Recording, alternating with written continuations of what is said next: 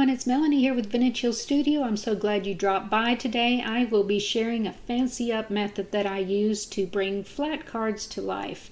Here is the card we'll be working on today. So you can use any die cuts, Cricut cuts. I use the To You From Me Cake and Layers cut at 6 inches. You can see how dull and flat they are, but we're going to fix that with the fancy up method. So I'll start with the Dries Flourish and Border Embossing Folder. And I'm going to take the bottom layer of my cake, and I picked this folder because I can kind of slide it across and see what kind of fancy layers of icing I can make. So I simply open up my folder and go through sticking that where I want it, sliding it back and forth until I feel like the icing looks good. I think right about there will do it, and I'll bring over one of the best investments I've ever made, the Sizzix Texture Boutique, and the little plates that go on each side of my embossing folder, as well as some shims. I use the little shims behind my embossing folder because that just gives me a better impression. And you can see this only takes a few seconds, but what a wow factor. Just adding the icing to the bottom layer of the cake is just so easy and so outstanding. Let me show you what the icing on my cake looks like. See how beautiful that comes out? And it looks exactly like some fancy icing. Okay, the other thing I wanted to use is the Dries diagonal stripe, and I'm going to use that on my candle. But before I run the candle through, here's another tip. Take some markers and add some shading or highlights, whatever you feel looks best. I went down each side of my candle and kind of rounded at the top and bottom with my marker, just so my candle takes on a little rounded look. And I want to do that before I run it through my embossing folder. So I will again line my candle up with the stripes going across my candle to what is pleasing to me. You do whatever appeals to you. And off camera I ran that through my machine, and there is the result of our candle. I'll take a little orange, darker shade of orange on my flame, just to give that a little more dimension. So you can see how easy all of these little techniques are, and what a difference it makes to your flat die cuts or Cricut cuts.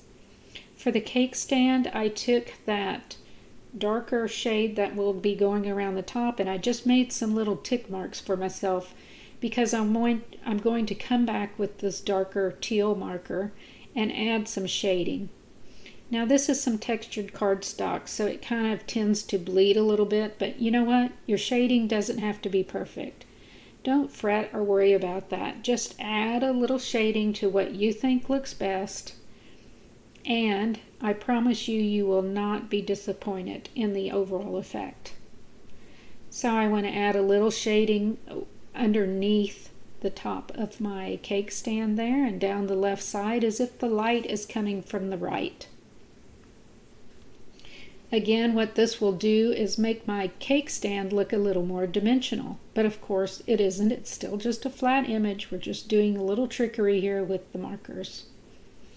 So I found something pretty interesting on the internet. You know, I like to share the trivia, and this is the history of cakes. So it's said the ancient Egyptians actually credit it with inventing the celebration of birthdays.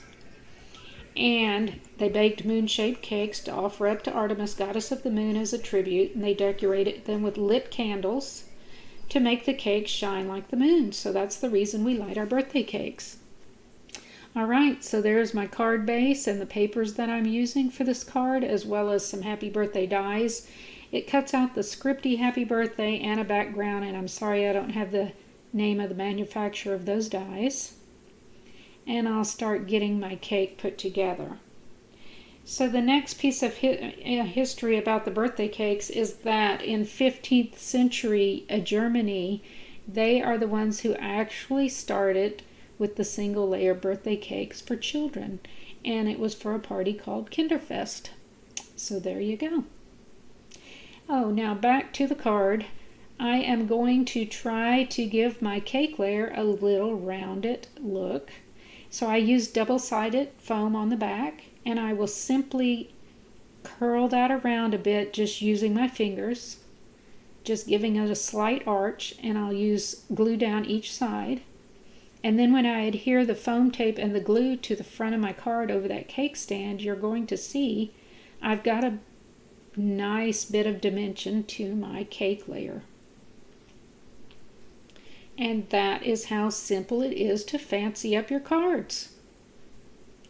Now all I have left to do is add the die cuts to the front of my card.